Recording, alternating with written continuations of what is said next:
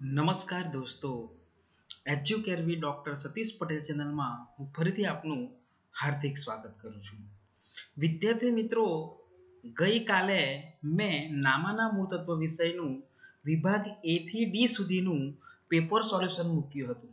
પણ વિદ્યાર્થી મિત્રોની એવી ફરિયાદ આવી છે, એવી કોમેન્ટો આવી છે કે સાહેબ એ વિડીયોમાં બરાબર દેખાતું નથી. તો મારા વાલા વિદ્યાર્થી મિત્રોની કોમેન્ટને ધ્યાનમાં લઈ મેં નામાના મૂળતત્વ વિષયનું પેપરનું ફરીથી સોલ્યુશન તમારી સમક્ષ મૂકું છું.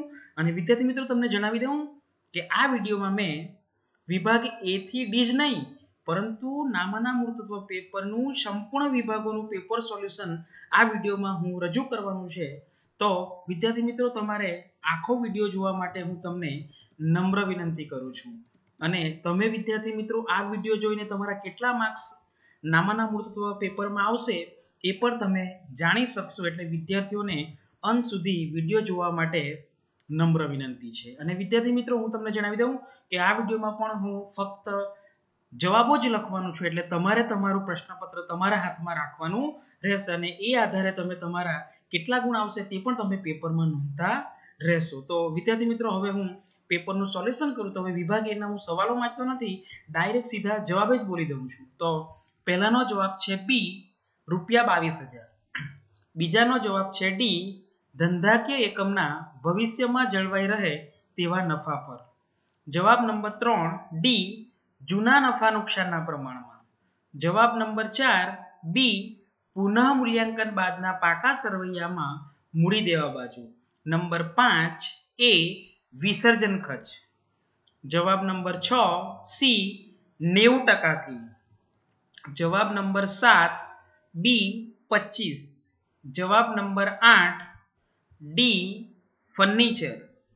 જવાબ નંબર 9 ડી, ચાલુ મિલકતો અને ચાલુ દેવા વચ્ચેનો તફાવત. 10 ડી, વ્યાજનો ખર્ચ. તો વિદ્યાર્થી મિત્રો, તમારા વિભાગ એમાં કેટલા ગુણ આવ્યા હશે એ તમને ખ્યાલ આવી ગયો હશે. એટલે તમે પણ મારી સાથે તમારા કેટલા ગુણ આવે તે નોંધતા જજો. હવે વિદ્યાર્થી મિત્રો, વિભાગ બી ના સોલ્યુશનની વાત કરું તો વિભાગ બી નો પહેલા સવાલ બોલીશ અને પછી તમે તમારો જવાબ અંદર જોઈ શકશો. તો પહેલો સવાલ હતો, પાઘડી એ કેવા પ્રકારની મિલકત છે? તો પાઘડી એ અદ્રશ્ય મિલકત છે. વિદ્યાર્થી મિત્રો, તમે ફક્ત અદ્રશ્ય મિલકત છે એટલું જ લખ્યું હોય તો પણ તમને એક ગુણ મળી જશે, અથવા તમે પ્રતિષ્ઠા મૂલ્ય ધરાવતી અદ્રશ્ય મિલકત છે એવું લખ્યું હોય તો પણ તમને એક ગુણ મળી જશે. ત્યાર પછી 12મા નંબરનો સવાલ હતો, ત્યાગનું પ્રમાણ એટલે શું તે કેવી રીતે શોધવામાં આવે છે? તો વિદ્યાર્થી મિત્રો, તમે એની અર્થ લખ્યો હોય તો પણ તમને એક ગુણ મળી શકે અને તમે એ ત્યાગનું સૂત્ર લખ્યું હોય તો પણ તમને એક ગુણ મળી શકે. એટલે બેમાંથી તમે કોઈ પણ એક લખ્યું હોય તો તમને એક ગુણ મળી શકે. તો હું તેની વ્યાખ્યા બોલું છું. જ્યારે ચાલુ ભાગીદારો વચ્ચે નફા નુકસાનની વહેંચણીના પ્રમાણમાં ફેરફાર થાય ત્યારે અમુક ભાગીદારોને નફાનો ભાગ જે ફેરફાર પહેલા મળતો હતો તેનાથી ઓછો મળે છે. જે પ્રમાણમાં નફાનો ભાગ ઓછો મળે છે તે પ્રમાણને ત્યાગનું પ્રમાણ કહે છે. તમે આ લખ્યું હોય તો બી તમને એક ગુણ મળે, અથવા તમે શું લખ્યું હોય, ભાગીદારે કરેલ ત્યાગ બરાબર જૂનો ભાગ માઇનસ નવો ભાગ. એટલે આ સૂત્ર તમે લખ્યું હોય તો પણ તમને એકમાંથી એક ગુણ મળી જાય. ત્યાર પછી વિદ્યાર્થી મિત્રો, હું 13મા નંબરના સવાલની વાત કરું તો નિવૃત્તિ કે મૃત્યુ વખતે ભાગીદારને તેના ભાગની પાઘડી કોના દ્વારા આપવામાં આવે છે? તો વિદ્યાર્થી મિત્રો, તેનો જવાબ છે નિવૃત્તિ કે મૃત્યુ વખતે ભાગીદારને તેના ભાગની પાઘડી બાકીના ભાગીદારો આપે છે. તમે બાકીના ભાગીદારો લખ્યું હોય તો પણ વિદ્યાર્થી મિત્રો તમને એક ગુણ મળે.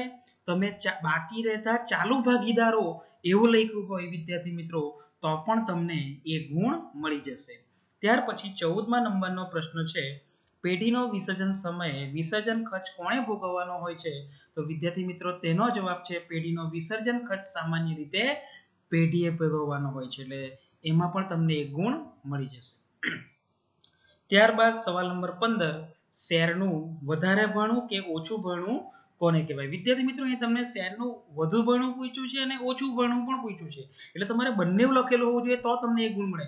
તમે બેમાંથી એક જ લખેલું હોય તો તમને અડધો ગુણ મળવા પાત્ર રહેશે. તો પહેલો જવાબ છે, કંપની જેટલા શેર માટે અરજીઓ મંગાવે તેનાથી વધારે શેરોની સંખ્યા માટે અરજીઓ મળે તો તેને શેરનું વધુ ભણવું કહે છે. તેનાથી ઉલટું, કંપની જેટલા શેર માટે અરજીઓ મંગાવે તેનાથી ઓછા શેરોની સંખ્યા માટે અરજીઓ મળે તો તેને શેરનું વધુ ભણવું કહે છે. ત્યાર પછી સવાલ નંબર 16 કયા પ્રકારના ડિબેન્ચર સાથે વ્યાજની કૂપનો આપવામાં આવે છે? તો એનો જવાબ છે બેરર ડિબેન્ચર સાથે વ્યાજની કૂપનો આપવામાં આવે છે. ત્યારબાદ 17 નંબરમાં બે પ્રશ્નો પૂછ્યા હતા. પહેલો, નાણાકીય વિશ્લેષણ એટલે શું? તો તેનો જવાબ છે નાણાકીય પત્રકોમાં આપેલી માહિતીનું કે પરિણામનું અર્થઘટન કરવામાં આવે તેને નાણાકીય વિશ્લેષણ કહેવામાં આવે છે. તેના અથવામાં બીજો સવાલ પૂછ્યો હતો નાણાકીય પત્રકો એટલે કે શું? તો એનો જવાબ છે નાણાકીય પત્રકો એટલે એવા પત્રકો જેના દ્વારા એકમની નાણાકીય પરિસ્થિતિના વિવિધ પાસાઓનો પરિણામોની જાણકારી મેળવી શકાતી હોય. ત્યાર પછી 18 નંબરનો સવાલ પૂછ્યો હતો સ્ટોક ટર્નઓવર એટલે શું? તો એનો જવાબ છે સરેરાશ સ્ટોકનું વર્ષ દરમિયાન કેટલી વખત વેચેલ માલની પડતરમાં રૂપાંતર થયું છે અને તેનું વેચાણ થયું છે તેને સ્ટોક ટર્નઓવર કહે છે. ત્યારબાદ 19મો નંબરનો સવાલ હતો સદ્ધરતાના ગુણોત્તરો જણાવો. તો વિદ્યાર્થી મિત્રો સદ્ધરતાના 4 ગુણોત્તર છે. એક દેવા ઇક્વિટી ગુણોત્તર, માલિકી ગુણોત્તર, કુલ મિલકતો દેવાનો ગુણોત્તર અને વ્યાજ આવરણ ગુણોત્તર. તો વિદ્યાર્થી મિત્રો આ તમે ચારે ચાર લખ્યા હોય તો તમને 1 ગુણ મળે. હવે તમને જણાવું કે વિદ્યાર્થી મિત્રો તમે ફક્ત 2 જ લખ્યા હોય તો તમને વિદ્યાર્થી મિત્રો અડધો જ ગુણ મળવા પાત્ર છે, પણ તમે 3 અથવા 3 થી વધારે લખ્યા હોય તો તમને 1 ગુણ પૂરેપૂરો મળી જશે. અને ત્યાર પછી છેલ્લો સવાલ કામગીરીની પ્રવૃત્તિઓ એટલે શું? તો વિદ્યાર્થી મિત્રો તેનો જવાબ છે કામગીરીની પ્રવૃત્તિઓ એટલે ધંધાની ઉપજના સર્જનની મુખ્ય પ્રવૃત્તિઓ કે જે રોકાણ કે નાણાકીય પ્રવૃત્તિઓ નથી. તો વિદ્યાર્થી મિત્રો વિભાગ બી ના પણ મેં આ તમારી સમક્ષ એનું સોલ્યુશન રજૂ કર્યું છે, તો તમારે એમાં કેટલા ગુણ આવશે એ પણ તમારે નોંધી લેવાના રહેશે. હવે વિદ્યાર્થી મિત્રો હું વિભાગ સી ની વાત કરું. વિદ્યાર્થી મિત્રો ગયા વિડીયોમાં વિભાગ સી ના જે સોલ્યુશન લીધું હતું તેમાં વિદ્યાર્થી મિત્રો વ્યવસ્થિત જોઈ શકતા ન હતા. તેના કારણે આ વિડીયોમાં મેં કોમ્પ્યુટર દ્વારા તૈયાર કરેલ સોલ્યુશન રજૂ કર્યું છે. તો વિદ્યાર્થી મિત્રો સૌપ્રથમ પહેલા આપણે 21મો નંબરનો દાખલો તમને ઉપાડ પર વ્યાજ કરવાનું રહી ગયું હોય ને તેની ભૂલ સુધારણા નોંધ પૂછી હતી. તો વિદ્યાર્થી મિત્રો તમે અહીં જોઈ શકશો કે તમે પહેલા નફામાં વધારાની એક ગણતરી કરી હોય તો ત્યાં તમારી એક ટીક માર્ક થશે. ઉપાડ પર વ્યાજ તમે ગણ્યું હશે તમને આપ્યું છે અને તે તમે ત્યાં નોંધ કરી હશે તમારી બીજી ટીક માર્ક થશે. અને ત્યાર પછી તમે વિદ્યાર્થી મિત્રો જે આમનોંધ લખી હશે અને આમનોંધ સાચી લખી હશે ત્યાં તમારી ત્રીજી ટીક માર્ક સાચી પડશે. એટલે વિદ્યાર્થી મિત્રો આ તમારી 3 ટીક માર્ક આ રીતે જો તમે સ્ટેપ ગણેલા હશે તો તમને એ દાખલામાં 3 માંથી 3 ગુણ મળી જશે. એટલે કે એક ટીકના વિદ્યાર્થી મિત્રો તમને 1 ગુણ મળશે. હવે ધારો કે તમારી 2 ટીક માર્ક સાચી હોય તો વિદ્યાર્થી મિત્રો તમને એમાં 2 ગુણ મળશે અને 3 ટીક માર્ક સાચી હશે તો વિદ્યાર્થી મિત્રો તમને 3 માંથી 3 ગુણ મળી જશે. વિદ્યાર્થી મિત્રો હવે ત્યાર પછી તમને હું દાખલા નંબર 22 ની વાત કરું. તો 22મા નંબરના દાખલામાં વિદ્યાર્થી મિત્રો તમને લાભનું પ્રમાણ શોધવાનું કહ્યું હતું. તો વિદ્યાર્થી મિત્રો એ દાખલામાં તમે લાભનું સૂત્ર લખ્યું હોય તેની ટીક માર્ક આપવામાં નથી, પણ તમે પ્રેરણાને લાભ મળ્યો હોય એ તમારો -1/60 આવ્યો હોય. ઝરણાનો લાભ આવ્યો હશે 4/60 ત્યાં બીજી ટીક માર્ક. સંજયને લાભ થયો હશે સંજયને લાભ તો તેને ત્યાગ થયો છે તો ત્યાં તમારો જવાબ આવ્યો હશે -3/60. એટલે તમારી આ 3 ટીક માર્ક આ રીતે થઈ હશે તો તમને 3 માંથી 3 ગુણ મળશે. પણ વિદ્યાર્થી મિત્રો તમે માઈનસ કાઢવાના રહી ગયા હોય તો પણ તમને તપાસનાર ખોટું આપશે. એટલે વિદ્યાર્થી મિત્રો આમાં તમે આ 3 સ્ટેપ ગણ્યા હશે તો તમને એ દાખલામાં પણ 3 માંથી 3 ગુણ મળી જશે. ત્યાર પછી વિદ્યાર્થી મિત્રો તમને 23મા નંબરનો દાખલો નીચેના વ્યવહારોની પેઢીના વિસર્જન સંજોગોમાં થતી આમ નોંધો લખો. એટલે તમને 3 વ્યવહાર પૂછવામાં આવ્યા હતા. તો વિદ્યાર્થી મિત્રો એનો પહેલો જવાબ છે માલ મિલકત નિકાલ ખાતે ઉધાર 35,000 તે રોકડ કે બેંક ખાતે. તો વિદ્યાર્થી મિત્રો તે તમારી સાચી નોંધ તમે કરી હશે તો ત્યાં તમને એક ટીક માર્ક મળશે. ત્યાર પછી વિદ્યાર્થી મિત્રો બીજામાં તમે લખ્યું હશે રોકડ બેંક ખાતે ઉધાર 25,000 તે માલ મિલકત નિકાલ ખાતે 25,000 તો ત્યાં તમને બીજી ટીક માર્ક મળશે. હવે વિદ્યાર્થી મિત્રો ધ્યાન આપજો કે ત્રીજો તમને જે વ્યવહાર પૂછ્યો છે તેમાં એનો જવાબ 2 રીતે લખી શકાય. એટલે કે 2 આમનોંધ બી લખી શકાય અને મેં અથવામાં લખ્યું છે કે ત્રીજી એક જ આમનોન પણ લખી શકાય. તો વિદ્યાર્થી મિત્રો તમે ઉપરની બે આમનોન લખી હશે તો ઉપરની આ જો બે આમનોન લખી હશે તો બંનેની ભેગી મળીને તમને એક ટીક માર્ક મળશે. અથવા તમે નીચેની આમનોન લખી હશે શ્રીમતીજીની લોન ખાતે ઉધાર તે ભાગીદારના મૂડી ખાતે એક જ આમનોન લખી હશે તો તમને એની જ એક ટીક માર્ક મળી જશે. એટલે આ રીતે પહેલી બે આમનોનની બે ટીક માર્ક અલગ અલગ અને ત્યાર પછીની એક આમનોનની બીજી એક ટીક માર્ક એટલે તમારી 3 ટીક માર્ક સાચી પડશે. તો વિદ્યાર્થી મિત્રો તમને એ દાખલામાં પણ 3 માંથી 3 ગુણ મળી જશે. વિદ્યાર્થી મિત્રો ત્યાર પછી તમને 24મા નંબર પર એક તફાવત પૂછ્યો છે અને એનાથવામાં દાખલો પૂછ્યો છે.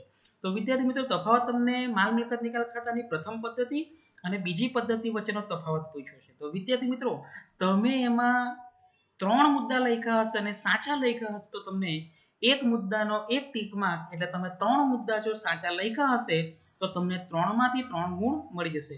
પણ વિદ્યાર્થી મિત્રો તમને જણાવી દઉં કે તમે એક પ્રથમ પદ્ધતિમાં મુદ્દો સાચો લખ્યો હોય પણ બીજી પદ્ધતિમાં મુદ્દો ખોટો લખ્યો હોય તો તપાસના તમને ખોટું આપશે અને તમને ટીક માર્ક કરશે નહીં એટલે તમારો એ માર્ક મળશે નહીં. એટલે વિદ્યાર્થી મિત્રો તમે બંને પ્રથમ પદ્ધતિ અને બીજી પદ્ધતિ બંનેમાં મુદ્દા સાચા લખ્યા હશે તો તમને ગુણ મળી જશે. એટલે આ રીતે તમે 3 મુદ્દા લખ્યા હોય વિદ્યાર્થી મિત્રો તો તમને તફાવતમાં 3 માંથી 3 ગુણ મળી જશે.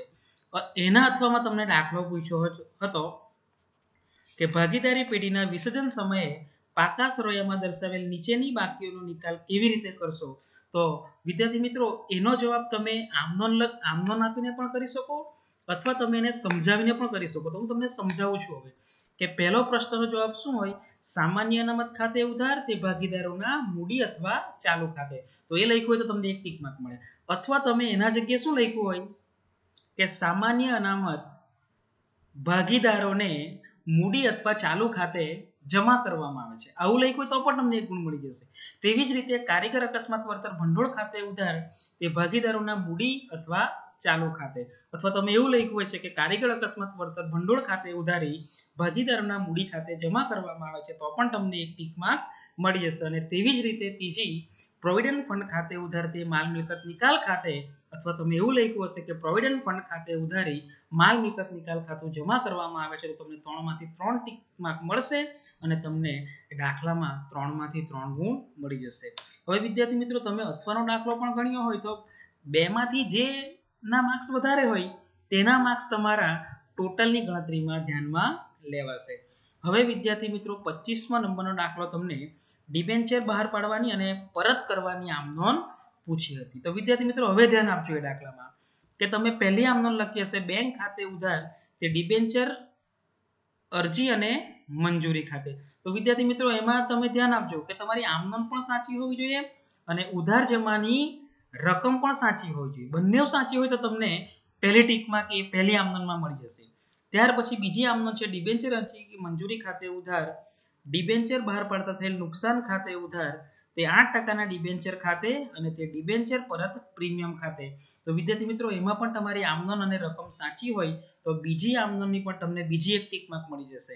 પણ હવે ધ્યાન આપજો કે આ જે ત્રીજા નંબરની 30/6 ની બે આમનોન છે તો એ બંને આમનોન તમે સાચી લખી હશે તો એ બંને આમનોનની ભેગી મળીને તમને એક ટીક માર્ક મળશે. જો મેં અહીં છગડીયો કૌંસ પાડીને નીચે ટીક માર્ક બતાવી છે એટલે કે છેલ્લી બે આમનોન છે એ બંનેની આમનોન સાચી હોય તો તમને એક ટીક માર્ક મળશે. એટલે વિદ્યાર્થી મિત્રો આ રીતે તમને એ દાખલામાં પણ 4 આમનોનના 3 ટીક માર્ક મળીને તમને 3 ગુણ મળવા પાત્ર છે. હવે તમે જોઈ લેજો કે તમારી 2 જ આમનોન સાચી હોય તો તમને 2 જ ગુણ મળશે.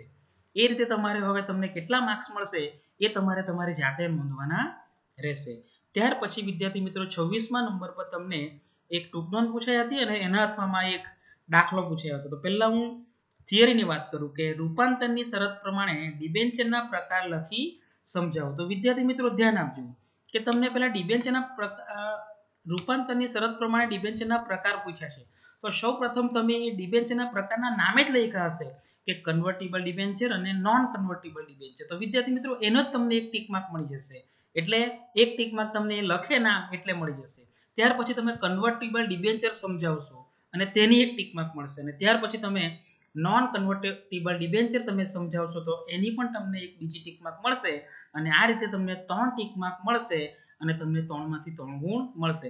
હવે વિદ્યાર્થી મિત્રોએ શું કર્યું હશે કે સૌપ્રથમ પહેલા રૂપાંતરની શરત પ્રમાણે ડિબેન્ચરના નામ લખ્યા જ નહીં હશે, ડાયરેક્ટ જ સમજાવ્યા હશે, તો ત્યારે વિદ્યાર્થી મિત્રોની ફક્ત 2 જ ટીક માર્ક થશે અને વિદ્યાર્થી મિત્રોને 2 જ ગુણ મળશે. પહેલા નામ લખ્યા ન હોવાથી એમને 1 ગુણ કાપી લેવામાં આવશે. અને તેના અથવામાં વિદ્યાર્થી મિત્રો ડિબેન્ચર બજારમાંથી ખરીદીને એને રદ કરવાની તમને દાખલો પૂછ્યો હતો, તો એની વિદ્યાર્થી મિત્રો ફક્ત 2 જ આમનોંધ થતી છે. એક પેલી પોતાના ડિબેન્ચર ખાતે ઉધાર તે બેંક ખાતે, ત્યાર પછી બીજી આમનોંધ ડિબેન્ચર ખાતે ઉધાર તે પોતાના ડિબેન્ચર ખાતે અને તે ડિબેન્ચર પરત કરતા થયેલ નફા ખાતે. વિદ્યાર્થી મિત્રો તમને અહીં પહેલી આમનોંધની 1 ટીક માર્ક અને બીજી આમનોંધની 1 ટીક માર્ક, એટલે વિદ્યાર્થી મિત્રો અહીં 1 ટીકના 1.5 ગુણ છે. એટલે તમારી એક આમનોંધ સાચી હોય તો તમને 1.5 ગુણ મળશે અને બંને આમનોંધ સાચી હશે તો વિદ્યાર્થી મિત્રો તમને 3 માંથી 3 ગુણ મળી જશે. એટલે વિદ્યાર્થી મિત્રો આ વિભાગ સી નું સોલ્યુશન પણ મેં તમારી સમક્ષ રજૂ કર્યું અને હવે એમાં તમારા કેટલા ગુણ આવશે એ તમારે જાતે નોંધવાના રહેશે. અને હવે વિદ્યાર્થી મિત્રો હું વિભાગ ડી નું સોલ્યુશન હવે તમારી સમક્ષ રજૂ કરું છું.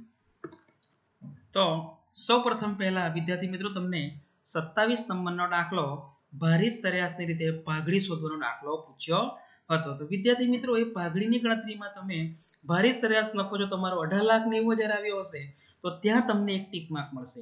ત્યાર પછી તમે ભારિત સરેરાશ નફાનું સૂત્ર લખ્યું હશે કુલ ભારિત નફો ભાગ્યા કુલ ભાર, ત્યાં તમને બીજી ટીક માર્ક મળશે.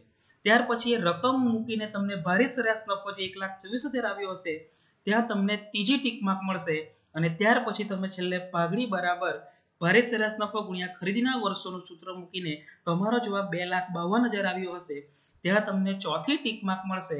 અને આ રીતે તમને 4 ટીક માર્ક જો તમારી સાચી હશે તો પાઘડીના દાખલામાં તમને 4 માંથી 4 ગુણ મળી જશે. હવે તમારો વિદ્યાર્થી મિત્રો તમે કેટલો દાખલો સાચો ગણ્યો હશે એ તમને ખ્યાલ હશે, એ મુજબ તમારે પાઘડીના દાખલામાં તમારા કેટલા માર્ક્સ આવશે એ તમારે જાતે લખી લેવાના રહેશે. ત્યાર પછી 28મો દાખલો તમને વિદ્યાર્થી મિત્રો તુલનાત્મક નફા નુકસાનનું પત્રક બનાવવાનો પૂછવામાં આવ્યો હતો. તો વિદ્યાર્થી મિત્રો એ દાખલાની વાત કરું તો એ દાખલામાં તમારે આ રીતે 31,3,16, 31,3,17 વધારો ઘટાડો રૂપિયા અને વધારો ઘટાડો ટકામાં તમે ફક્ત વિદ્યાર્થી મિત્રો એ ખાલી એક ટાઇટલ લખ્યું હશે એની તમને 1 ટીક માર્ક મળી જશે. અને આ 4 ખાના બનાવવા ફરજિયાત છે, બરાબર વિદ્યાર્થી મિત્રો. ત્યાર પછી તમારી વેચાણની ઉપજનું ખાનું તમારું સાચું હશે તો ત્યાં તમારી બીજી ટીક માર્ક થશે.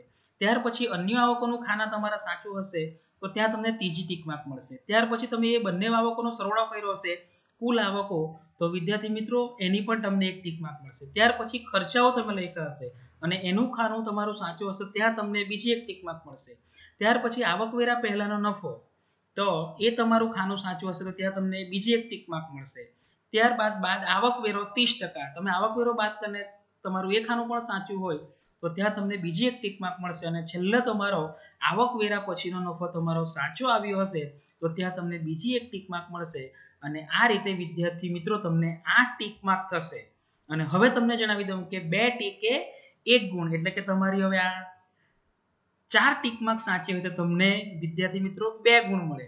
અને 8 તમારી ટીક માર્ક સાચી હશે તો વિદ્યાર્થી મિત્રો તમને તુલનાત્મક નફા નુકસાનના પત્રકમાં પણ 4 માંથી 4 ગુણ મળી જશે. હવે વિદ્યાર્થી મિત્રો ત્યાર પછી તમને ચાલુ ગુણોત્તરની ગણતરીનો દાખલો પૂછ્યો હતો અને એના અથવામાં દેવા ઇક્વિટી ગુણોત્તરનો ગણતરીનો દાખલો પૂછ્યો હતો. સૌપ્રથમ પહેલા મેં ચાલુ ગુણોત્તરનો દાખલાનું સોલ્યુશન તમારી સમક્ષ રજૂ કરું છું. તો વિદ્યાર્થી મિત્રો એમાં સૌપ્રથમ તમારે ચાલુ મિલકતો ગણવાની હોય અને ચાલુ મિલકતો ગણતા તમારી ચાલુ મિલકતો 1,10,000 આવી હોય ત્યાં તમને પહેલી ટીક માર્ક મળશે. ત્યારબાદ ચાલુ દેવાની તમે ગણતરી કરી હશે અને એની ગણતરી 60,000 આવે ત્યાં તમને બીજી ટીક માર્ક મળશે.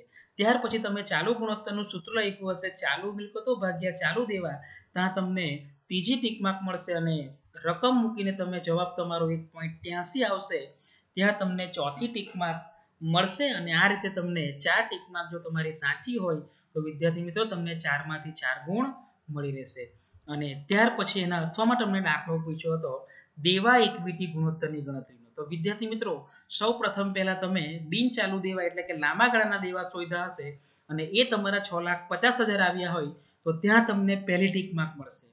ત્યાર પછી તમને વિદ્યાર્થી મિત્રો ઇક્વિટી એટલે કે શેર હોલ્ડરના ભંડોળની તમે ગણતરી કરી હશે અને તેની જો રકમ 15 લાખ આવી હોય તો ત્યાં તમને બીજી ટીક માર્ક મળશે. ત્યાર પછી તમે દીવા ઇક્વિટી ગુણોત્તરનું સૂત્ર લખ્યું હશે ત્યાં તમને ત્રીજી ટીક માર્ક મળશે અને એ સૂત્રમાં તમે કિંમત મૂકીને તમારો જવાબ 0.43 આવ્યો હોય ત્યાં તમને ચોથી ટીક માર્ક મળશે અને આ રીતે વિદ્યાર્થી મિત્રો તમારા 4 ટીક માર્ક જો સાચી પડી હોય તો તમને 4 માંથી 4 ગુણ મળી જશે. હવે વિદ્યાર્થી મિત્રો દાખલો નંબર 30 અને દાખલા નંબર 30 માં તમને કામગીરીમાંથી ઉદ્ભવતા રોકડ પ્રવાહનો દાખલો પૂછાયો છે અને એના અથવામાં નાણાકીય પ્રવૃત્તિમાંથી ઉદ્ભવતા રોકડ પ્રવાહનો દાખલો પૂછ્યો છે. તો સૌપ્રથમ વિદ્યાર્થી મિત્રો હું તમને કામગીરીમાંથી ઉદ્ભવતા રોકડ પ્રવાહનો દાખલાનો સોલ્યુશન તમારી સમક્ષ રજૂ કરું. તો સૌપ્રથમ તમે કાર્યશીલ મૂડીમાં ફેરફાર પહેલાનો નફો તમે 4,95,000 લખ્યો હોય ત્યાં તમને એક ટીક માર્ક મળશે. પછી એમાં ઉમેરો ચાલુ મિલકતમાં ઘટાડો. તો વિદ્યાર્થી મિત્રો ધ્યાન આપજો, અહીંયા તમે લેણી હુંડી 40,000 લખી હોય અને સ્ટોક 30,000 લખ્યો હોય તો બંનેની એક જ તમને ટીક માર્ક મળશે. બંનેની અલગ અલગ ટીક માર્ક નથી, એ બંનેની તમને એક જ ટીક માર્ક મળશે અને ચાલુ દેવામાં વધારો 15,000 તેની ત્રીજી ટીક માર્ક મળશે અને આ ત્રણનો સરવાળો 85,000 એની તમને ચોથી ટીક માર્ક મળશે. ત્યાર પછી બાદ ચાલુ મિલકતમાં વધારો તો દેવાદારો અને અગાઉથી ચૂકવેલા ખર્ચાની તમે એન્ટ્રી આપી હશે ત્યાં તમને પાંચમી ટીક માર્ક મળશે, એની પણ એક સંયુક્ત ટીક માર્ક મળશે અને તમને ત્યાં પાંચમી ટીક માર્ક મળશે અને ત્યાં તમે ચાલુ દેવામાં વધારો લખ્યો હશે 20,000 ત્યાં તમને છઠ્ઠી ટીક માર્ક મળશે અને આ ત્રણનો સરવાળો તમે 1,20,000 લખ્યો હશે ત્યાં તમને સાતમી ટીક માર્ક મળશે અને આ ઉપરના સરવાળામાંથી તમે 1,20,000 બાદ કરીને તમારી રકમ 4,60,000 આવશે. કામગીરીમાંથી ઉદ્ભવતો રોકડ પ્રવાહ 4,60,000 આવશે ત્યારે તમને આઠમી ટીક માર્ક મળશે અને આમાં પણ વિદ્યાર્થી મિત્રો બે ટીકના તમને એક ગુણ મળશે એટલે કે તમારી જો 6 ટીક માર્ક સાચી હોય તો એ દાખલામાં તમને 3 ગુણ મળવા પાત્ર રહેશે અને 8 માંથી 8 ટીક તમારી સાચી હશે તો તમને 4 માંથી 4 ગુણ મળી જશે. હવે વિદ્યાર્થી મિત્રો ત્યાર પછી તમને નાણાકીય પ્રવૃત્તિઓમાંથી ઉદ્ભવતો પ્રવાહનો દાખલાનું તમને સોલ્યુશન તમારી સમક્ષ રજૂ કરું છું. તો સૌપ્રથમ તમે આ રીતે નાણાકીય પ્રવૃત્તિઓમાંથી ઉદ્ભવતો રોકડ પ્રવાહનો હેડિંગ આપ્યું હશે એટલે તમને એક ટીક માર્ક મળશે. ત્યાર પછી તમે ઇક્વિટી શેર મૂડી કાઉન્સમાં મૂડીમાં વધારો 6 લાખ લખ્યા હશે ત્યાં તમને બીજી ટીક માર્ક મળશે. ત્યાર પછી પ્રેફરન્સ શેર મૂડી પરત મૂડીમાં ઘટાડો પણ ઘટાડો છે એટલે વિદ્યાર્થી મિત્રો એ કાઉન્સમાં તમે લખ્યું હશે તો જ તમને ટીક માર્ક મળશે. તમે કાઉન્સમાં લખ્યું ન હોય તો તમને ટીક માર્ક મળશે નહીં અને જો તમે કાઉન્સમાં લખ્યું હોય તો તમને ત્રીજી ટીક માર્ક મળશે. ત્યાર પછી ડિબેન્ચરમાં ફેરફાર નથી એ ડેશ છે ત્યાં તમને ચોથી ટીક માર્ક મળશે. ત્યાર પછી ઇક્વિટી શેર ડિવિડન્ડમાં ઘટાડો છે તો એ પણ તમને કાઉન્સમાં તમે લખ્યું હશે તો પાંચમી ટીક માર્ક મળશે. ત્યાર પછી પ્રેફરન્સ શેર ડિવિડન્ડ એ પણ તમે કાઉન્સમાં લખ્યું હોય તો ત્યાં તમને છઠ્ઠી ટીક માર્ક મળશે.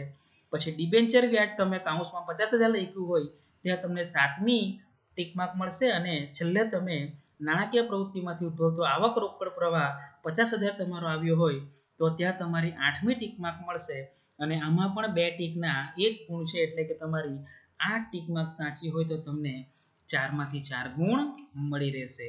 એટલે આ રીતે વિદ્યાર્થી મિત્રો વિભાગ ડી નું સોલ્યુશન મેં તમારી સમક્ષ રજૂ કર્યું છે અને એમાં પણ તમારા કેટલા માર્ક્સ આવશે એ તમારે જાતે નોંધવાના રહેશે. અને હવે આ વિડીયોમાં મેં વિભાગ ઈ અને વિભાગ એફ નું સોલ્યુશન પણ મૂક્યું છે.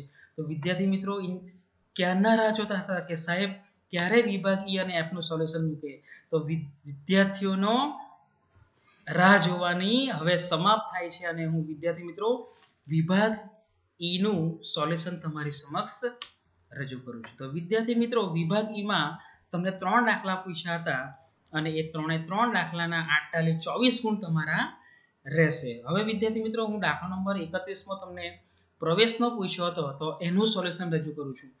તો વિદ્યાર્થી મિત્રો તમને પહેલા જણાવી દઉં કે 31માં નંબરના દાખલામાં તમને 5 ટીકના 1 ગુણ મળશે એટલે એ દાખલામાં કુલ તમારી 40 ટીક માર્ક થશે એટલે 8 ગુણ છે એટલે 5 ટીક માર્ક તમારી સાચી હશે એટલે કે 5 એન્ટ્રી તમારી સાચી હશે તો વિદ્યાર્થી મિત્રો તમને 1 ગુણ મળવા પાત્ર રહેશે. એટલે હવે તમારી કેટલી હું સોલ્યુશન રજૂ કરું છું અને તમે કેટલી એન્ટ્રી સાચી આપી હશે એ તમારે નોંધવાનું રહેશે અને એ આધારે તમારે કેટલા ગુણ આવશે એ તમને ખબર પડી જશે. તો વિદ્યાર્થી મિત્રો હવે હું સોલ્યુશન રજૂ કરું છું. તો વિદ્યાર્થી મિત્રો સૌપ્રથમ પહેલા પુનઃમૂલ્યાંકન ખાતાની ઉધાર બાજુની વાત કરું તો તમે યંત્રો ખાતે 8000 લખ્યા હશે ત્યાં એક ટીક માર્ક મળશે, ગાલખાત અનામત ખાતે 400 લખ્યા હશે ત્યાં ટીક માર્ક મળશે, ચૂકવવાનો બાકી વીજળી ખર્ચ લખ્યો હશે ત્યાં એક ટીક માર્ક મળશે। ત્યાર પછી મૂડી ખાતે નફો આવ્યો હશે, આશા 5000 અને ટીના 2500, તો વિદ્યાર્થી મિત્રો એ બેનો સરવાળો 7500 જે છે એના પર તમને ટીક માર્ક મળશે। અને ત્યાર પછી પુનઃ મૂલ્યાંકન ખાતાની જમા બાજુ જમીન મકાન ખાતે 17000 લખ્યો હશે ત્યાં તમને એક ટીક માર્ક મળશે। ત્યાર પછી હું વિદ્યાર્થી મિત્રો રોકડ ખાતાની વાત કરું તો રોકડ ખાતાની ઉધાર બાજુ તમે બાકી આગળ લાવ્યા 2000 પર તમને એક ટીક માર્ક મળશે। લીલાના મૂડી ખાતે 1 લાખ એના પર એક ટીક માર્ક મળશે। પાઘડીના પ્રીમિયમ ખાતે 24000 એના પર ટીક માર્ક મળશે। અને રોકડ ખાતાની જમા બાજુ બાકી આગળ લઈ ગયા તમારું 1,26,000 આવ્યું હોય તો ત્યાં તમને એક ટીક માર્ક મળશે। ત્યાર પછી વિદ્યાર્થી મિત્રો તમે ભાગીદારોના મૂડી ખાતા બનાવ્યા હશે તો ભાગીદારોના મૂડી ખાતાની ઉધાર બાજુની વાત કરું તો પાઘડી ખાતે આશાના ખાતામાં 12000 અને ટીનાના ખાતામાં 6000 તમે લખ્યા હશે તો એ બંને પર તમને એક એક ટીક માર્ક મળશે। ત્યાર પછી જાહેરાત ઝુંબેશ ખર્ચ ખાતે 4000 પર એક ટીક માર્ક અને 2000 પર એક ટીક માર્ક। ત્યાર પછી બાકી આગળ લઈ ગયા આશાના 1,01,000 પર એક ટીક માર્ક, ટીનાના 70,500 પર એક ટીક માર્ક અને લીનાના 1000 પર તમને એક ટીક માર્ક મળશે। હવે ભાગીદારોના મૂડી ખાતાની જમા બાજુની વાત કરું તો વિદ્યાર્થી મિત્રો બાકી આગળ લાવ્યા પર તમને એક એક ટીક માર્ક મળશે। સામાન્ય અનામત પર તમને એક એક ટીક માર્ક મળશે। કામદાર વળતર અનામત પર તમને 2 ટીક માર્ક મળશે। રોકાણ અનામતની તમે વહેંચણી કરી હશે એના પર તમને 2 ટીક માર્ક મળી હશે। પછી લીનાના રોકડ ખાતા એના ખાનામાં 1 લાખ હશે ત્યાં તમને એક ટીક માર્ક મળશે। પાઘડીના પ્રીમિયમ ખાતે 16000 પર અને 8000 પર તમને એક એક ટીક માર્ક મળશે। અને પુનઃ મૂલ્યાંકન ખાતે તમે પુનઃ મૂલ્યાંકન ખાતાનો નફો અહીંયા લાવ્યો હશે એની પણ તમને એક એક ટીક માર્ક મળશે। એટલે મૂડી ખાતામાં તમારે કેટલી એન્ટ્રી સાચી એ પણ તમે જોઈ શકો છો। અને છેલ્લે તમારે વિદ્યાર્થી મિત્રો પાકું સરવૈયું બનાવ્યું હશે તો પાકું સરવૈયાનું મૂડી દેવા બાજુ તમે આ મૂડી આશા ટીના અને લીનાનો સરવાળો કરીને 2,71,500 તમારા આવ્યા હોય તો ત્યાં તમને એક ટીક માર્ક મળશે। હવે કોઈ વિદ્યાર્થીઓએ શું કર્યું હોય કે આશાની મૂડી પર અહીંયા રકમના ખાનામાં ડાયરેક્ટ લખી હોય, ટીનાની રકમ પર 70,500 ડાયરેક્ટ લખી હોય અને લીનાની પણ ડાયરેક્ટ 1 લાખ લખી હોય તો એ ત્રણેય એન્ટ્રીની તમને એક જ ટીક માર્ક મળશે, એક એક અલગ અલગ મળશે નહીં। ત્યાર પછી લેણદારો રકમ તમારી સાચી હોય તો એક ટીક માર્ક મળશે। લેણી હુંડીની તમારી ટીક માર્ક સાચી હોય તો તેના પર મળશે। ચૂકવવાનો બાકી વીજળી ખર્ચ 1100 લખ્યો હશે ત્યાં તમને એક ટીક માર્ક મળશે। અને વિદ્યાર્થી મિત્રો પાકા સરવૈયાનો ટોટલનો કોઈ પણ એક બાજુ તમે એક ટીક માર્ક તમને મળશે। ત્યાર પછી મિલકત તેના બાજુ જમીન તમારી 89,000 આવી હોય ત્યાં એક ટીક માર્ક મળશે। યંત્રો તમારા 32,000 આવ્યા તેની એક ટીક માર્ક મળશે। સ્ટોક તમારો 36,000 આવ્યો હોય ત્યાં એક ટીક માર્ક મળશે। દેવાદારો તમે ગાલખાત અનામત બાદ કરીને તમારો જવાબ 21,600 આવ્યા હોય ત્યાં તમને એક ટીક માર્ક મળશે। રોકાણો 8,000 લખ્યા હોય તો ટીક માર્ક મળશે। અને રોકડ બેંક 1,26,000 લખ્યું હોય ત્યાં તમને આ રીતે ટીક માર્ક મળશે। અને આ ટોટલ ટીક માર્ક તમારી વિદ્યાર્થી મિત્રો 40 થશે અને 40 તમારી એન્ટ્રી સાચી હોય તો તમને આ દાખલામાં 8 માંથી 8 ગુણ મળી જશે। હવે ધારો કે તમારી 20 જ એન્ટ્રી સાચી હોય તો વિદ્યાર્થી મિત્રો તમને 5 ટીકમાં કે 1 ગુણ એટલે કે તમને 20 તમારી એન્ટ્રી સાચી હોય તો તમને વિદ્યાર્થી મિત્રો 4 ગુણ મળશે। હવે વિદ્યાર્થી મિત્રો હું દાખલો નંબર 32 નિવૃત્તિનો જે દાખલો તમને પૂછાયો હતો તેનું સોલ્યુશન રજૂ કરું છું। તો વિદ્યાર્થી મિત્રો નિવૃત્તિના દાખલામાં પણ તમે પુનઃ મૂલ્યાંકન ખાતું બનાવ્યું હશે તો પુનઃ મૂલ્યાંકન ખાતામાં તમને કઈ એન્ટ્રીના માર્ક્સ મળશે તો તમે પેટર્ન ઉધાર બાજુની વાત કરું તો પેટર્ન ખાતે તમે 15,000 લખ્યા તો ટીક માર્ક મળશે। યંત્રો ખાતે 8,000 લખ્યા તો ટીક માર્ક મળશે। હવે જમા બાજુ ગાલખાત અનામત ખાતે 2,000 લખ્યા હોય તો ટીક માર્ક મળશે। સ્ટોક ખાતે લખ્યું હશે 1,000 તો તમને ટીક માર્ક મળશે। અને પુનઃ મૂલ્યાંકન ખાતામાં ખોટ આવે છે એટલે જમા બાજુ તમે વિરાટ અનુને ધોનીના ટોટલ તમે 20,000 તમારો ખોટ આવી હોય તો એનો એક ટીક માર્ક મળશે। ત્યાર પછી હું રોકડ ખાતાની વાત કરું તો રોકડ ખાતાની ઉધાર બાજુ બાકી આગળ લાવ્યા લખ્યું હોય ત્યાં એક ટીક માર્ક મળશે। અનુના મૂડી ખાતે 1,58,400 લખ્યા હોય ત્યાં ટીક માર્ક મળશે। ત્યારબાદ પછી રોકડ ખાતાની જમા બાજુ ધોનીના મૂડી ખાતે 20,000 લખ્યું હોય તો ટીક માર્ક મળશે। વિરાટના મૂડી ખાતે લખ્યું હશે તો એક ટીક માર્ક મળશે। અને બાકી આગળ લઈ ગયા 1,54,400 આવ્યા હશે તો તમને ત્યાં પણ એક ટીક માર્ક મળશે। અને રોકડ ખાતા પછી હું વિદ્યાર્થી મિત્રો ભાગીદારોના મૂડી ખાતાની વાત કરું તો ઉધાર બાજુ તમે પાઘડી ખાતે 20,000 12,000 અને 8,000 લખ્યા હશે તો તમને એક એક ટીક માર્ક મળશે। વિરાટના મૂડી ખાતે 8,000 લખ્યા હશે તો ટીક માર્ક મળશે. ધોનીના મૂડી ખાતે 16,000 લખ્યા હશે તો તેની પણ તમને ટીક માર્ક મળશે. પણ હા વિદ્યાર્થી મિત્રો, એ 8,000 અને 16,000 અનુના ખાનામાં લખેલા હોય તો જ તમને ટીક માર્ક મળશે, નહીં તો તમારી એન્ટ્રી ખોટી પડશે. ત્યાર પછી રોકડ કે બેંક ખાતે તમે ધોનીના ખાનામાં લખ્યા હશે 20,000 તો એની તમને ટીક માર્ક મળશે. ત્યાર પછી તમે પુનઃ મૂલ્યાંકન ખાતાની ખોટ લાવ્યા હશે નફા નુકસાન હવાલા ખાતેથી તો તેની 10,000, 6,000 અને 4,000 લખ્યા હશે તો તેની 3 ની અલગ ટીક માર્ક મળશે. ત્યાર પછી વિદ્યાર્થી મિત્રો તમે રોકડ કે બેંક ખાતે 24,000 લખ્યા હશે ત્યાં તમને એક ટીક માર્ક મળશે. અને ધોનીની લોન ખાતે તમે 66,400 ધોનીના ખાનામાં લખ્યા હશે ત્યાં તમને એક ટીક માર્ક મળશે. અને બાકી આગળ લઈ ગયા એની તમને વિદ્યાર્થી મિત્રો બંનેની બાકી આગળ લઈ ગયાની એક જ ટીક માર્ક મળશે, અલગ અલગ ટીક માર્ક મળશે નહીં. હવે ભાગીદારોના મૂડી ખાતાની જમા બાજુની વાત કરું તો બાકી આગળ લાવ્યાની પર તમને એક જ ટીક માર્ક મળશે, અલગ અલગ ટીક માર્ક મળશે નહીં. કામદાર વળતર અનામત ખાતાની બધાના ખાનાની એક એક તમને ટીક માર્ક મળશે. અને અનુના મૂડી ખાતે વિરાટના ખાનામાં 8,000 ટીક માર્ક અને ધોનીના ખાનામાં 16,000 ટીક માર્ક મળશે. અને રોકડ કે બેંક ખાતે અનુના ખાનામાં 1,58,400 ની તમને એક ટીક માર્ક મળશે. અને ત્યાર પછી વિદ્યાર્થી મિત્રો તમે પાકું સરવૈયું બનાવ્યું હશે તો તેની તમને કઈ એન્ટ્રીના માર્ક્સ મળશે તેની વાત કરું તો તમે મૂડી વિરાટ અને અન્નુની લખી હશે 4 લાખ તો એને તમને ટીક માર્ક મળશે. ધોનીની લોનની એક ટીક માર્ક મળશે. લેણદારો 16,000 તેની એક ટીક માર્ક મળશે. કારીગર નફા ભાગ ભંડોળ 30,000 એની એક ટીક માર્ક મળશે. અને પ્રોવિડન્ટ ફંડ 45,000 એની એક ટીક માર્ક મળશે. અને મિલકત લેણા બાજુ તમે પેટર્ન 45,000 લખ્યા હશે એની ટીક માર્ક મળશે. યંત્રો 72,000 લખ્યા તેની ટીક માર્ક મળશે. દેવાદારો 32,000 લખ્યા તેની ટીક માર્ક મળશે. સ્ટોક 54,000 લખ્યા તેની ટીક માર્ક મળશે. રોકડ બેંક 1,54,400 લખ્યા હશે તેની ટીક માર્ક મળશે. અને જમીન મકાન 2 લાખ લખ્યા હશે તેની ટીક માર્ક મળશે. અને આ રીતે એ દાખલામાં પણ તમારી કુલ ટીક માર્ક એટલે કે કુલ એન્ટ્રી 40 થશે.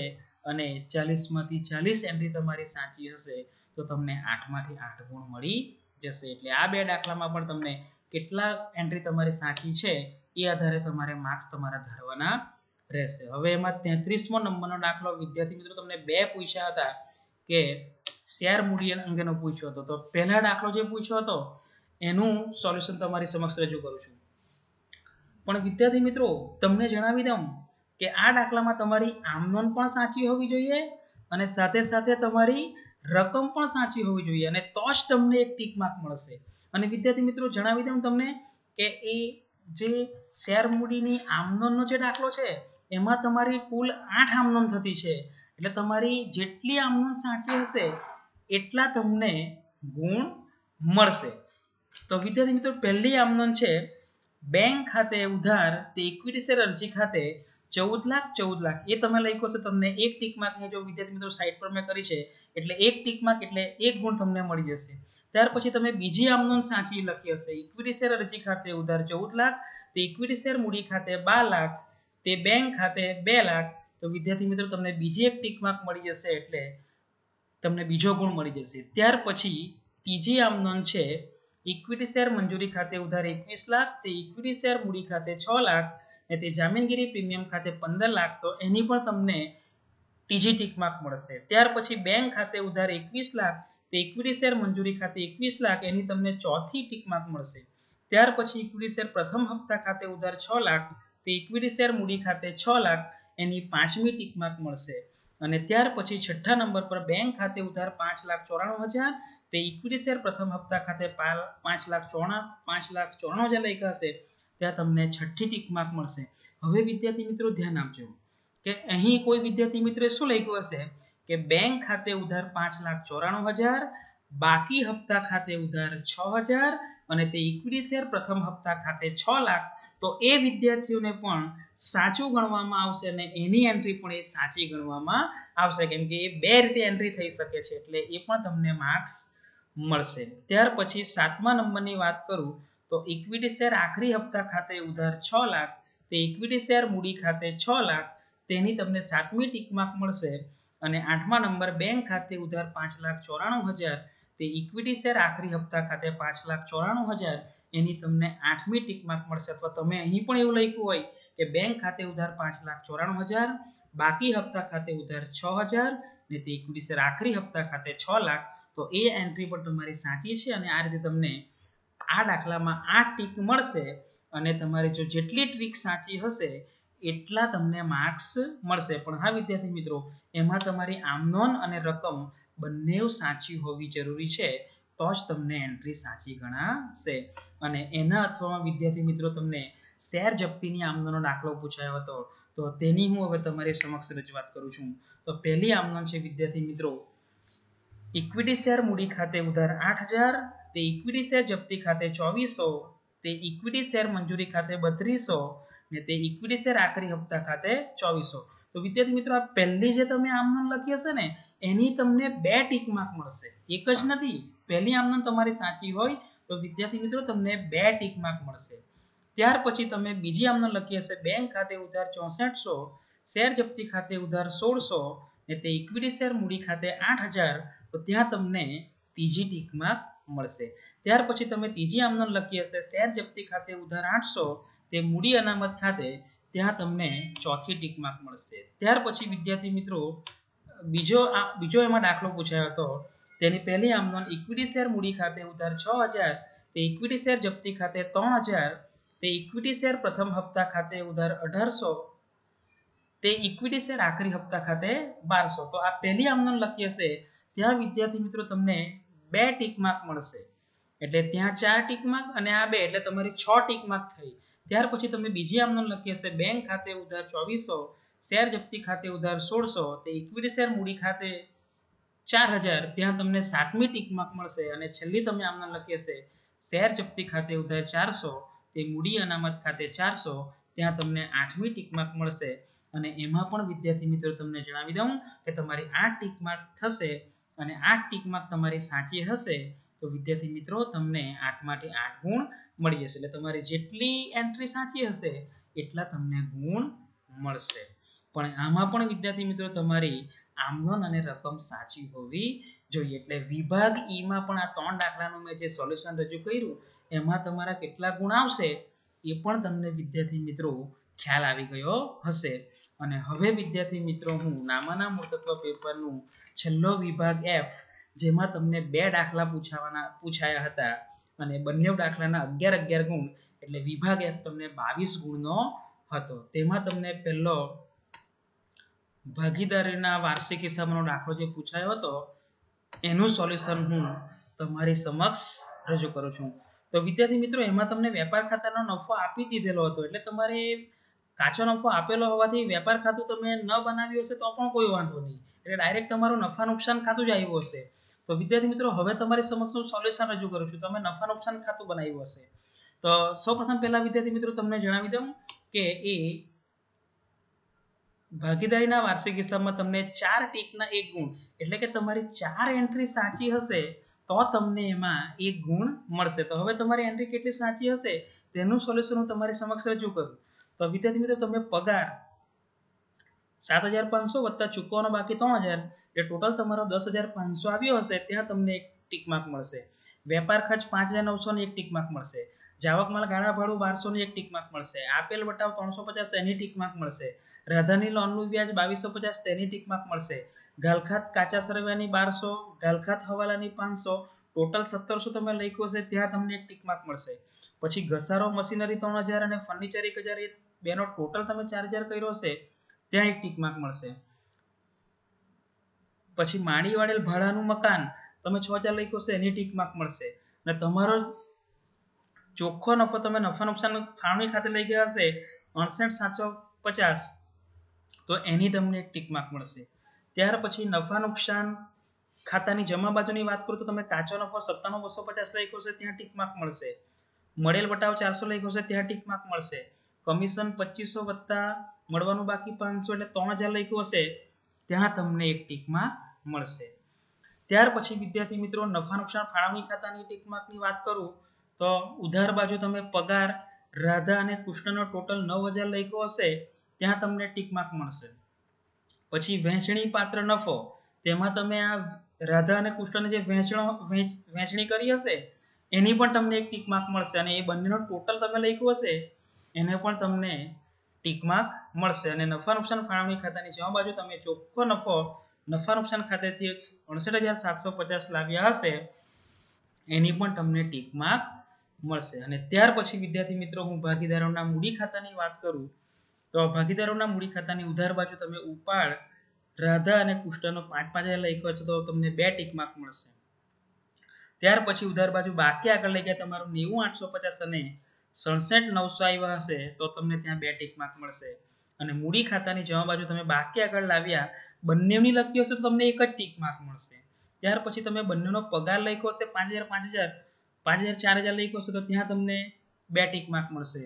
વહેંચણી પાત્ર નફો તમે લખ્યો હશે 35,850 અને 23,900 ત્યાં તમને 1 ટીક માર્ક મળશે। અને ત્યાર પછી વિદ્યાર્થી મિત્રો તમે પાકું સરવૈયું તૈયાર કર્યું હશે મૂડી દેવા અને મિલકત નાણાં। તો મૂડી દેવા બાજુ તમે કઈ લખી હશે? સૌપ્રથમ તમે રાધા 90,850 લઈ ગયો તો તેની 1 ટીક માર્ક મળશે। કૃષ્ણ 67,900 લઈ ગયો છે ત્યાં ટીક માર્ક મળશે। લેણદારો 25,000 ની ટીક માર્ક મળશે। દેવી મૂડી 5,000 ની ટીક માર્ક મળશે। રાધાની લોન 50,000 ની ટીક માર્ક મળશે। રાધાની લોનનું વ્યાજ 22,50 ની ટીક માર્ક મળશે અને ચૂકવવાનો બાકી પગાર 3,000 ની 1 ટીક માર્ક મળશે। તેવી જ રીતે મિલકત લેણા બાજુ મશીનરી 50,000 માઈનસ તમે ઘસારો લખ્યો હશે 3,000 તો એ ઘસારો 3,000 લખ્યો હશે તેની પણ ટીક માર્ક મળશે અને એની બાદબાકી 47,000 કરી હશે એની પણ તમને વિદ્યાર્થી મિત્રો 1 ટીક માર્ક મળશે। તેવી જ રીતે ભાડા પટ્ટાનું મકાન 60,000 ની નીચે તમે માડી વાળેલ 6,000 લખ્યો હશે એની પણ ટીક માર્ક મળશે અને બાદબાકી તમે 54,000 કરી હશે એનો પણ તમને ટીક માર્ક મળશે।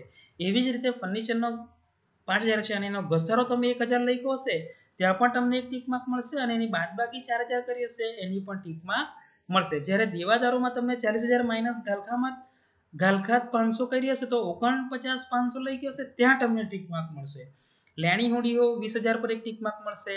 રોકડ 6,000 પર 1 ટીક માર્ક મળશે। આકર સ્ટોક 73,000 પર 1 ટીક માર્ક મળશે અને મળવાનું બાકી કમિશન 500 એના પર 1 ટીક માર્ક મળશે। અને છેલ્લે પાકા સરવાળાનો કોઈ બી એક બાજુનો સરવાળો તમારો સાચો હોય તો ત્યાં તમને 1 ટીક માર્ક મળશે।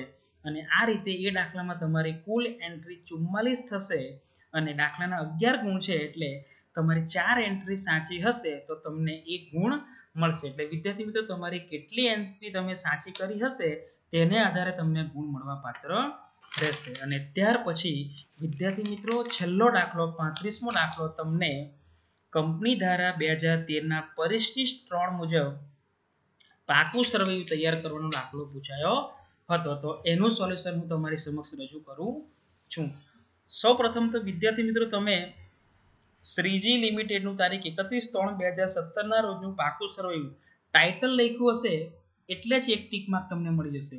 અને એ દાખલામાં કેટલી ટીક માર્કના કેટલા ગુણ છે હું સૌપ્રથમ પહેલા તમને એ જણાવી દઉં તો એ છેલ્લા દાખલામાં 2 ટીકના 1 ગુણ છે એટલે કે તમારી 2 એન્ટ્રી સાચી પડે તો તમને 1 ગુણ મળી જશે।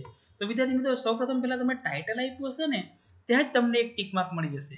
ત્યાર પછી તમે વિગત, નોંધ નંબર, રકમ રૂપિયા એનું ખાનું બનાવ્યું હશે ત્યાં તમને બીજી ટીક માર્ક મળી જશે। ત્યાર પછી હવે એન્ટ્રીની વાત કરું તો વિદ્યાર્થી મિત્રો તમને જણાવી દઉં કે આમાં આ ક્રમ જળવાયેલો હોવો જોઈએ। તમે ઉલટ-સુલટ લખ્યા તો તમને માર્ક્સ મળશે નહીં। તમારે પરિશિષ્ટ મુજબ જ લખવાનું હોય એટલે ક્રમમાં જ આવવું જોઈએ તો જ તમારી એન્ટ્રી સાચી અને તમને ટીક માર્ક મળશે। તો પહેલા ઇક્વિટી અને જવાબદારીઓ તેમાં નંબર 1 શેર હોલ્ડરના ભંડોળો તેમાં તમે એ શેર મૂડી કાઉન્સમાં ઇક્વિટી શેર મૂડી 10 લાખ લખ્યું હશે ત્યાં તમને 1 ટીક માર્ક મળશે। ત્યાર પછી બી અનામત અને વધારો કાઉન્સમાં સામાન્ય અનામત 20,000 લખ્યું હશે એની ટીક માર્ક મળશે અને બંનેનો સરવાળો તમે બીજા ખાનામાં 10,20,000 લખ્યું હશે ત્યાં તમને 1 ટીક માર્ક મળશે। ત્યારબાદ નંબર 2 બિનચાલુ જવાબદારી તેમાં એ લાંબા ગાળાના ઉછીના નાણાં 1,30,000 લખ્યા હશે ત્યાં ટીક માર્ક મળશે। અને નંબર સી લાંબા ગાળાની જોગવાઈઓ કાઉન્સમાં ગ્રેચ્યુઇટી ફંડ 20,000 ત્યાં તમને 1 ટીક માર્ક મળશે અને 1,30,000 વત્તા 20,000 એટલે 1,50,000 તમે લખ્યું હશે ત્યાં તમને બીજી ટીક માર્ક મળશે। ત્યાર પછી ચાલુ જવાબદારીઓ તેમાં બી વેપારી દેવા કાઉન્સમાં લેણદારો 4 લાખ લખ્યા હશે ત્યાં ટીક માર્ક મળશે। ત્યારબાદ ડી ટૂંકા ગાળાની જોગવાઈઓ કાઉન્સમાં કરવેરાની જોગવાઈ 60,000 ત્યાં 1 ટીક માર્ક મળશે અને એ બંનેનો સરવાળો 4,60,000 ત્યાં તમને 1 ટીક માર્ક મળશે। અને ઇક્વિટી અને જવાબદારીનો ટોટલ તમારો 16,30,000 આવ્યો હશે ત્યાં તમને 1 ટીક માર્ક મળશે। ત્યારબાદ બીજા ભાગમાં મિલકતો તો મિલકતોમાં તમે નંબર 1 બિન ચાલુ મિલકતો, તેમાં પહેલું એ કાયમી મિલકતો, એમાં તમે દ્રશ્ય જમીન મકાન 10 લાખ લખી હોય ત્યાં એક ટીક માર્ક મળશે. બી બિન ચાલુ રોકાણો કાઉન્સમાં ડિબેન્ચર પરતનિધિ રોકાણો 30,000 લઈ હશે ત્યાં ટીક માર્ક મળશે. ત્યાર પછી સી લાંબા ગાળાની લોન ધિરાણ કાઉન્સમાં કસ્ટમ ડિપોઝિટ 1,25,000 ત્યાં તમને એક ટીક માર્ક મળશે અને એ ત્રણનો ટોટલ તમે 11,55,000 કર્યો હશે ત્યાં એક બીજી ટીક માર્ક મળશે. અને નંબર 2 ચાલુ મિલકતો, તેમાં નંબર બી માલ સામગ્રી આખર સ્ટોક 1,80,000, નંબર સી વેપારી લેણા કાઉન્સમાં દેવાદારો 2,30,000, નંબર ડી રોકડ અને રોકડ સમકક્ષ કાઉન્સમાં બેંક શિલ્લક 45,000 ની એક ટીક માર્ક, અને એફ અન્ય ચાલુ મિલકતો 20,000 એની એક ટીક માર્ક, અને આ ચારનો સરવાળો 4,75,000 એની એક ટીક માર્ક મળશે. અને આ મિલકતો બાજુનો બધાનો સરવાળો 16,30,000 આવશે ત્યાં તમને એક ટીક માર્ક મળશે. હવે વિદ્યાર્થી મિત્રો હું તમને જણાવી દઉં કે અમુક માહિતી તમને આપી જ નથી, તો એ માહિતી તમે ન લખ્યો હશે અને આ જે માહિતી આપેલી છે એટલી જ તમે આ ક્રમમાં લખી હશે તો પણ તમને ગુણ મળવા પાત્ર રહેશે. એટલે વિભાગ એફના જે આ બીજો દાખલો છે તેમાં પણ તમારી જો 2 એન્ટ્રી સાચી હોય તો તમને 1 ગુણ મળશે, કારણ કે કુલ 22 એન્ટ્રી થતી છે અને ગુણ તમારા 11 છે એટલે 2 એન્ટ્રીના તમને 1 ગુણ મળશે. એટલે તમારી કેટલી એન્ટ્રી સાચી છે તેને આધારે તમને ગુણ મળશે. તો વિદ્યાર્થી મિત્રો મારો આ વિડિયો તમારું રિઝલ્ટ આવે એ પહેલા તમે નામાના મૂળતત્વ વિષયમાં કેટલા ગુણ મેળવી શકશો આવશે એ તમે નક્કી કરી શકશો. તો મારો આ વિડિયો વિદ્યાર્થી મિત્રો તમને ગમ્યો હોય તો તમે કોમેન્ટ કરજો કે જેથી હું આવનારા વિડીયોમાં સુધારો કરી શકું. તો મારા વાલા વિદ્યાર્થીઓના એકાઉન્ટમાં ખૂબ જ સારા ગુણ આવશે એવી આશા રાખી હું વિરમું છું. જય હિન્દ, જય ભારત.